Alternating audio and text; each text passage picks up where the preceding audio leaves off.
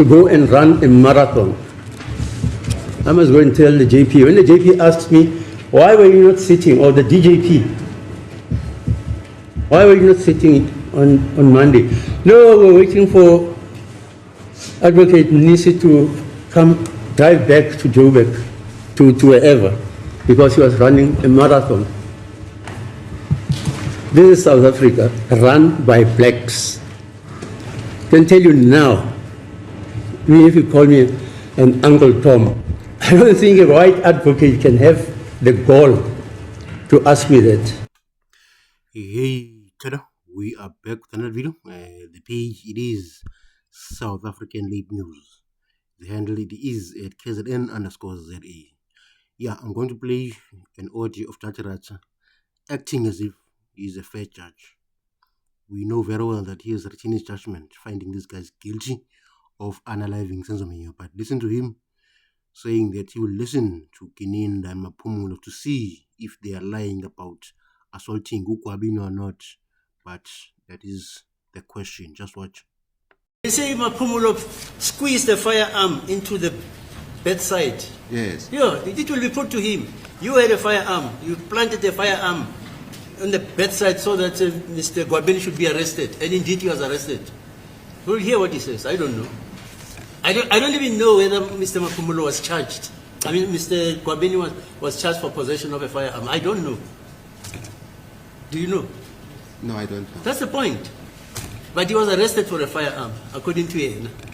He says when he was at number 6, sleeping there.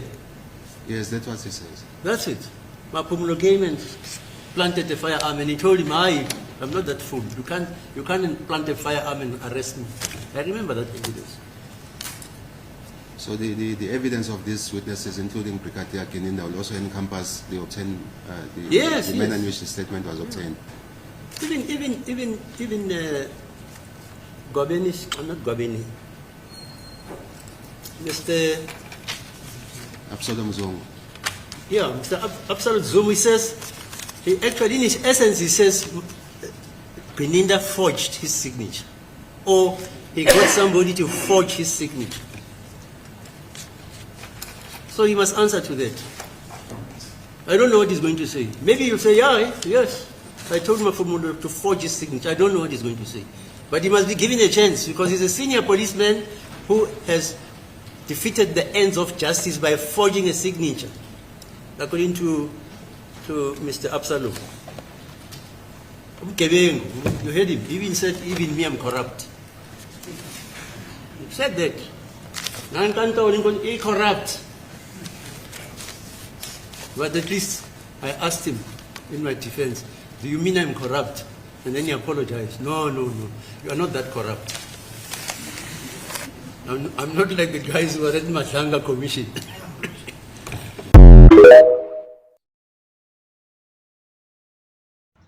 Yeah, Judge Ratha wants Brigadier Gininda and Abu Maphumulo to come back and explain how was Senzo Zungu arrested. Senzo Zungu being Gwabini. Remember that Nisi and the defense lawyers were done cross-examining Gwabini. Then comes Baloyi. He wanted to introduce a statement that Gwabini says he was forced to sign. He was tortured. So now Ratha has called for the likes of Gininda and Maphumulo to come back. But you already know what Gininda is going to say. They're going to lead, Baloyi is going to lead them. And then Ratha will protect them as well. We saw what happened during the trial, within the trial.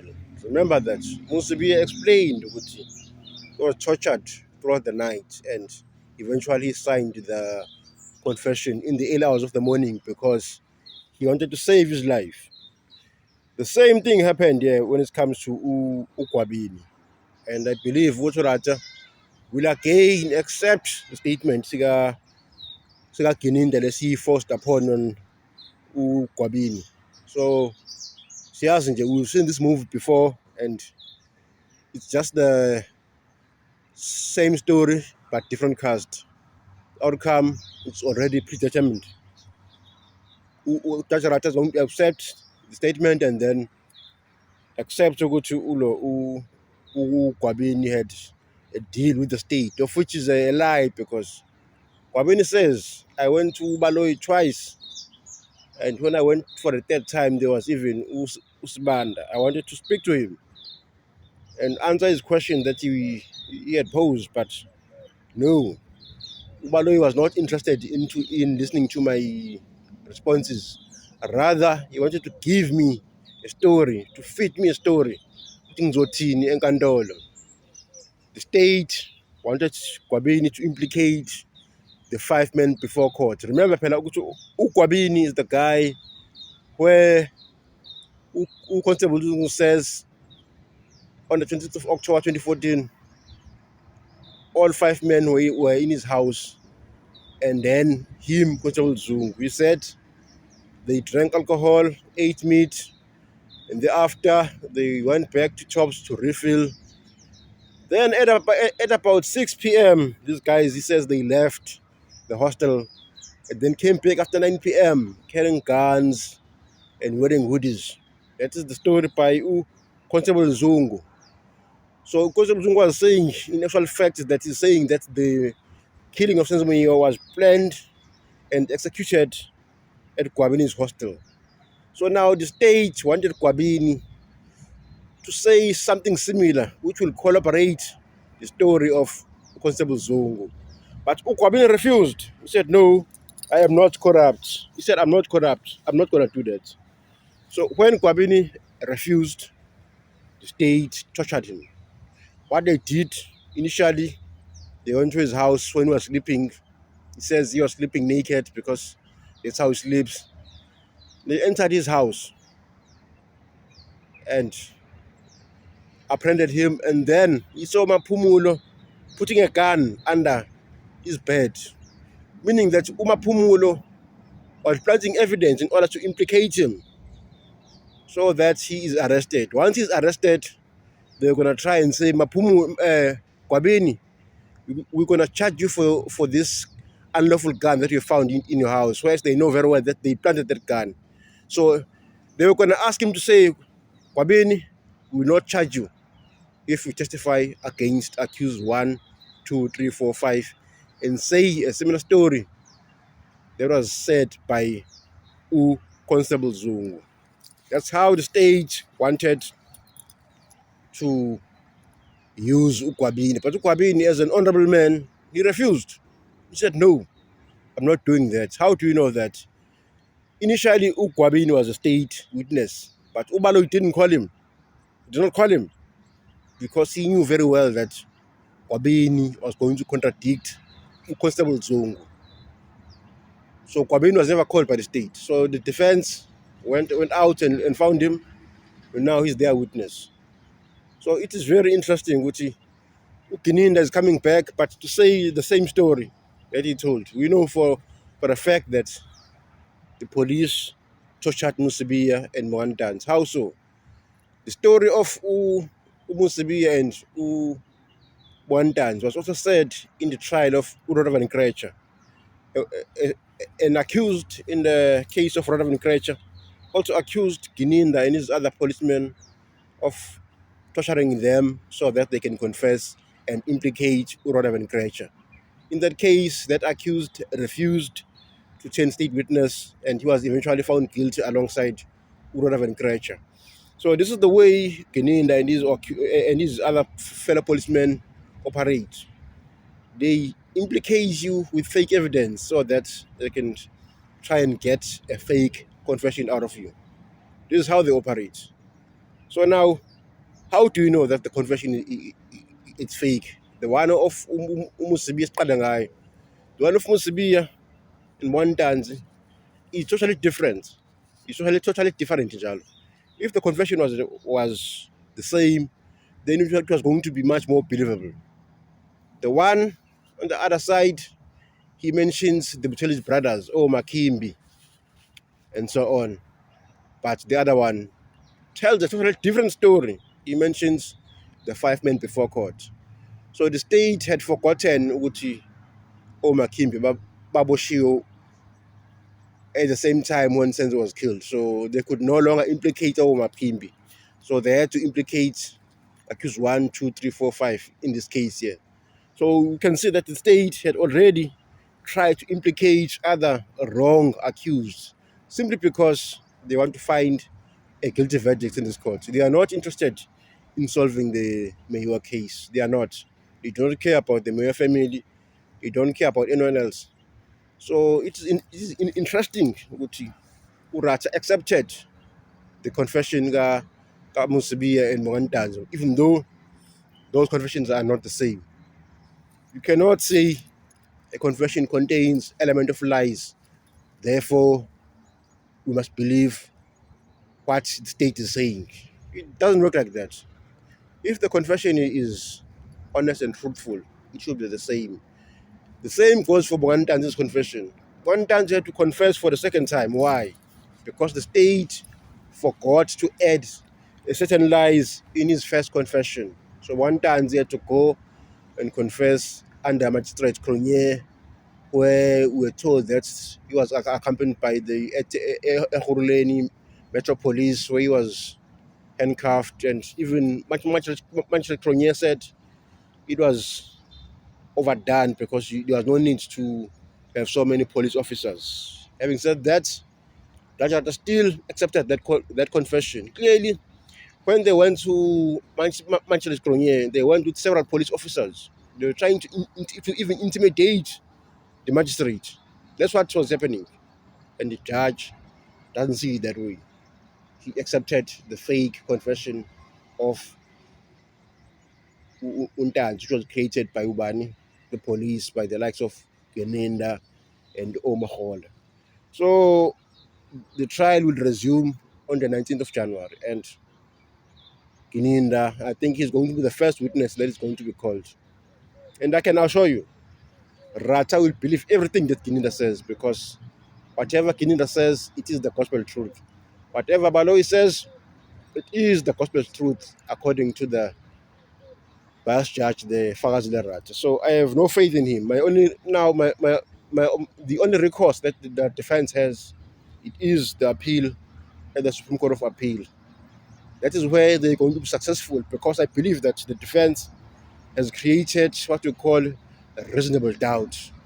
They have created doubt in this case because of Constable Zungu and Gwabini. Constable Zungu came to court and told the court that my son, Constable Zungu, told me that he only went to court to testify because he was promised a promotion in court.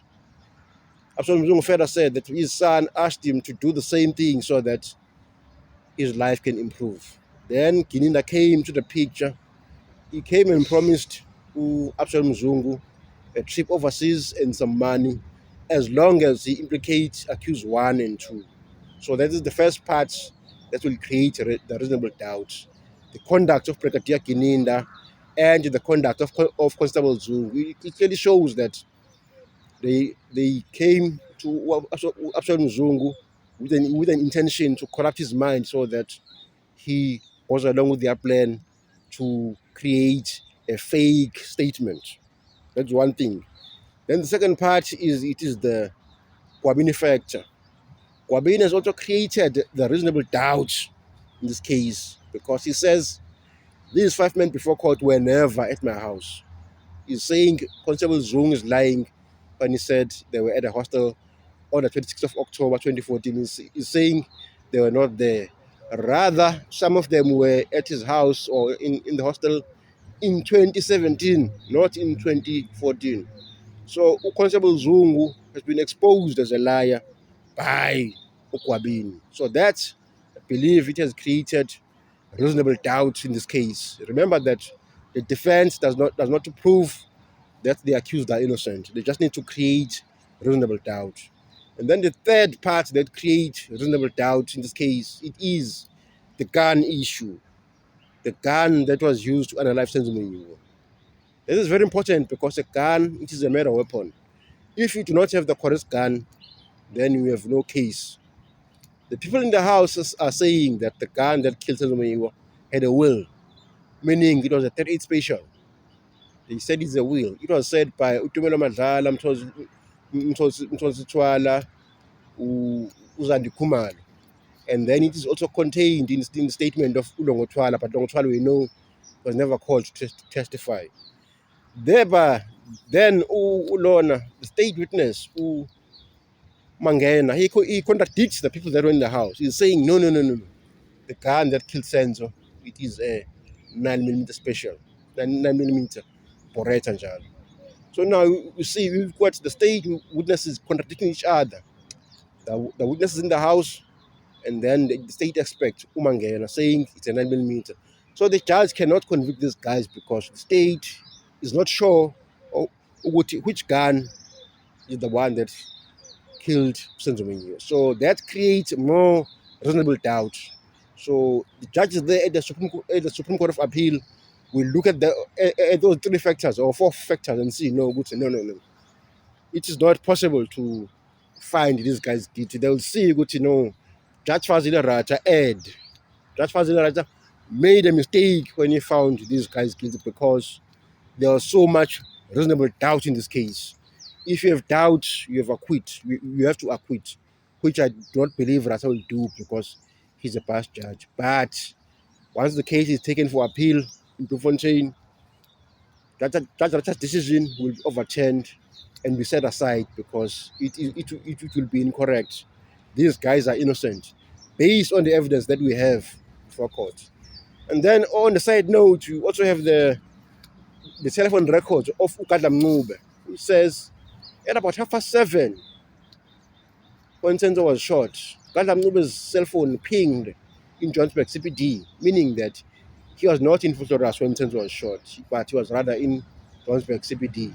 So that says on its own that Ukadla Mncube is not the shooter of Senzo Meyiwa because he cannot be in 2 places at once, Bagwet. He is not the Holy Spirit. So the state told us that Ukadla Mncube is the shooter of Senzo Meyiwa, but his telephone records tells us something else. And I tend to believe the telephone records because telephone records are not human. Telephone records will not lie. Telephone records are scientific evidence. So that should work in the favor of Ukadla Mncube when the defense goes on appeal. Ukadla Mncube cannot be the shooter because his telephone record shows that he was somewhere else. He was not in Vosloorus. So it's very important that you should know that. And then obviously the DNA expert came to court and told us that all 5 men before court are excluded from the sample taken from the house, meaning that all 5 of them were not in the house when Senzo was shot. To make it worse, the people in the house could not identify a single intruder. If Ntanzi and Ukadla Mncube were indeed in that house, at least 3 or 2 eyewitnesses in the house, they should be able to identify them and say, no, this is the guy that came to the house and demanded money and cell phone. However, none of the eyewitnesses were able to identify them. How is that possible? It's possible because those guys were not in the house. Those guys did not shoot Senzo Meyiwa. Senzo Meyiwa was shot and unalive by Longotwala allegedly. How we know that? We know that because statement of Lungsi tells us. Hlope says, immediately after Senzo was shot, he received a phone call from Utumela Madlala. Utumela Madlala told him that Longotwala had mistakenly shot Senzo Meyiwa while Senzo was trying to separate the fight between Uzandi Khumalo and Longotwala. So Senzo died because when the he was shot via mistake and triggerman, it is Longotwala. This is a statement that is before court by Mlungisi Hlope. I'm hoping that the defense will call him so that he can put that on record. And that will create more reasonable doubt in this case. We've got the wrong accused. So when the judges in the Supreme Court of Appeal in Bloemfontein look at Ratha's decision, they also have to look at the evidence of Mlungisi Hlope, which says Longotwala is the one that shot Senzo Meyiwa, allegedly.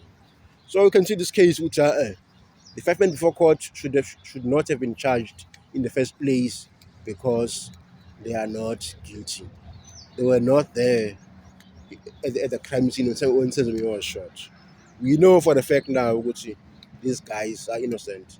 They are just implicated because state is protecting someone powerful. The state wants to solve this case. So what's the better thing to do? Implicate guys that already have some criminal record because they thought the public would believe it. But the public is not naive. People of South Africa are not dumb. They can see through the eyes of Balu. Would know this guy is lying through his teeth. So I can't wait for the trial to resume and see what the defense has in store for us.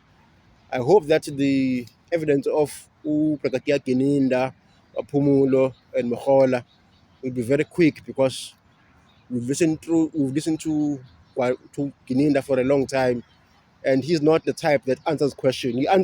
He always avoid to answer the question that was asked by Minister and others. So I do not like him to see him in court because we know for the fact he is an evasive witness. When he's asked a simple question, is the sky blue or green? He'll say no. The sky looks green, but blah blah blah blah blah. Whereas he could just say the sky is blue. Just give a short answer, but Gininda will never do so. So this is a type of a witness that we are subjected to. So I hope that his evidence will be short and quick, so that the defense can continue with its case and bring more witnesses after Gwabini is done. But I'm sure that Ratha will accept the statement that was obtained illegally when Gwabini was forced to sign. So we know for the fact that this process that Ratha has called for Gininda and others to be called, it is a waste of time because in the end he will accept that the statement was obtained lawfully. We know how so because he is a biased judge. I just want the defense to proceed with their witnesses and show that the accused before court are innocent. Once that is done, then Fawzi Ratha will write his judgment, which we all know by now that is going to be guilty. Then the defense will have to go to Bloemfontein to appeal the decision. And that is where I believe these accused will be freed. But other than that, this judge is biased. This judge believes everything that Baloyi says because he's part of the state cooking. He believes that there were intruders in the house, but the DNA expert told him otherwise. Yet he still continued to believe his own nonsense. The trial will resume on the 19th of January 2026. I can't wait, but I'll keep you updated as things go on. But the bottom line is that these guys are innocent. Thank you for watching.